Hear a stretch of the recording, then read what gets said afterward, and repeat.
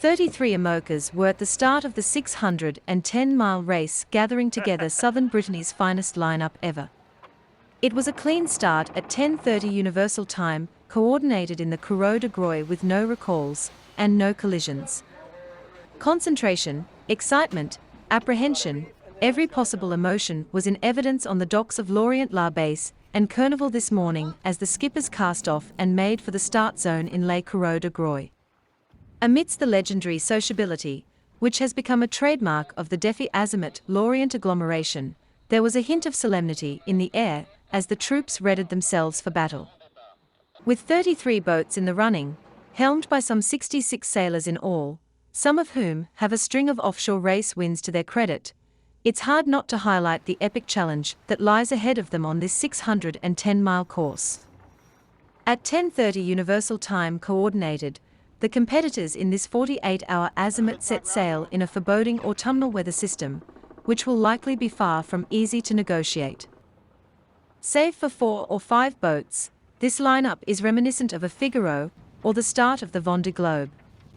It's a very rewarding outcome, and it's exhilarating for us athletes to be a part of this event and see it go from strength to strength, explained Jan Elis this morning from aboard Arkia Paprec, one of the latest additions to the fleet. As such, it's sure to be one of the boats to watch. We are where we wanted to be, among IMOCA's top 5. We are going to try and hold onto our place for as long as possible, but I admit that there's going to be a steep learning curve to negotiate in this fairly important race, confirmed teammate Johan Richem, who's making an amazing debut in the class.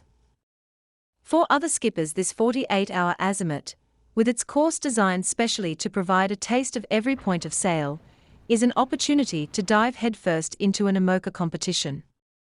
After the Solitaire du Figaro, I'm thrilled to be switching craft, admits Gaston Morvan, as he makes his major debut alongside Giancarlo Pedot, who is back in action with the same boat albeit with big new foils. I'm going to try and give him a few little inshore racing tips. The weather isn't going to be easy. It's a bit stressful, but I'm fortunate to be sailing alongside an experienced sailor. Now it's up to me to show him he's made the right choice, grins the sailor, who has just rounded off a fabulous Solitaire du Figaro with a 4th place. For Violette d'Orange, Devenir, this race is going to be a real baptism of fire. This morning I was a little stressed, but now that I'm aboard the boat I feel better and I'm focused. I feel good and safe on her.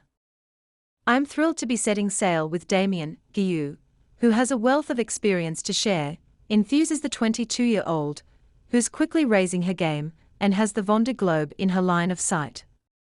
Before this major planetary adventure though, her focus is on performing well in her very first race aboard her IMOCA, formerly Jean Le Cam's, Hubert. As the fleet approaches the start line, they are greeted by stormy skies colored by a combination of blue patches and thick cloud. The island of Groix seems to boil up beneath a looming nimbostratus, but the wind has less punch to it than forecast. To the south, a big squall, that the fleet should be able to sidestep, sets the scene for this 48-hour Azimut. We'll have quite a bit on our plate in this race, and typically the course will also give us the opportunity to sail neck and neck with the others. It's crucial that we make the most of this direct confrontation to quickly find the right trim, explains Charlie Dalen, the double champion of the Defi Azimut, who is sailing his brand new Massif, Santi Prevoyance, which is already showing great promise. For now, the wind seems to be remaining manageable, and one by one the foilers are shaking out their reefs. It's under full mainsail and J2 that most of the leading pack line up for the start. It's a very long line, which means the most experienced sailors won't get snarled up around the committee boat and can set sail fully powered up. Such is the case for Charles, helmed by the dynamic duo of Bayou and Cam Mars, who lead out of the starting blocks, closely followed by initiatives Coeur Davies, Boutel, and Metro QV, Bestaven, Pulv. Though nobody copped a heavy hour-long penalty for overshooting the start, it's mayhem in the chasing pack, and those keen to defend a seemingly favorable position at all costs are having to pay the price. As is often the case, it was important to make a break for it to leeward to really be able to show what they are made of, especially with the shifty breeze creating some holes in the dirty air in the wake of the leaders, causing some of the boats to stall badly. Ultimately, it's Initiative's CORUM which brings her a game and is first around lay chats Cardinal Mark, match racing with the fleet's other bright red boat, Group Apicil, Segan, Boogs. The swell picks up a tad and there is lots of jockeying for position between For the Planet, Goodchild, Lorient, and Metro QV, Bestaven, Pulv. It's not clear at this stage whether to luff up towards waypoint 0 or slip along under the fleet to hold onto some boat speed. Forming part of the chasing pack, Massif Santi Prevoyance goes for the second option and quickly makes up ground.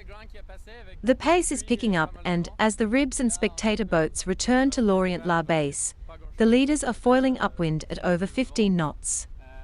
The whole fleet is heading westwards, where waypoint 1 awaits them some 100 miles further down the racetrack, along with the negotiation of a front early tonight. In the meantime, the focus will be on rounding the Penmark H headland, at which point the wind is set to veer as it builds. The perfect opportunity for the fleet to reposition themselves then and establish a hierarchy on the leaderboard. At 1 p.m. Universal Time Coordinated, Cheryl was already 10 miles ahead of Human Immobilier, Conq, Luro, and this is only the beginning. Jeremy Bayou said, "The appeal of this event is that it slots in just before the autumn race, whether that be the Transat Jacques Vabre, the Route du Rhum, or the Vendée Globe. It enables you to really test things out. It's a fantastic rehearsal for the skippers, the boat and also the shore team. It's an absolute must. We are pleased to be here enjoying sailing, though we are all too aware that sailing well in this race will help us in the Transat Jacques Vabre. We know that you can't afford to have the slightest glitch in IMOCA. A ripped sail is damning for the final ranking. We mustn't break our boats or make any strategic mistakes."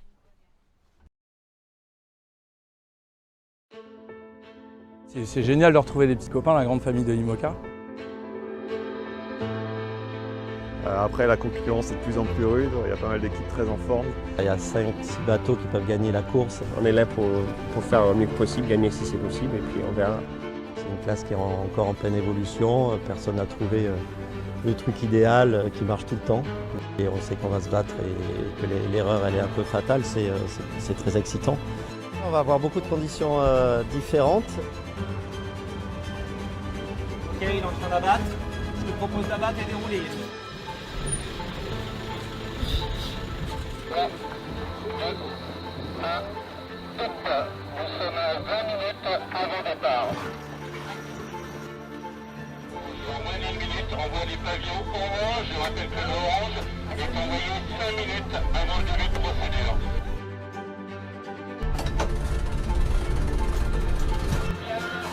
Ça monte, on est en course.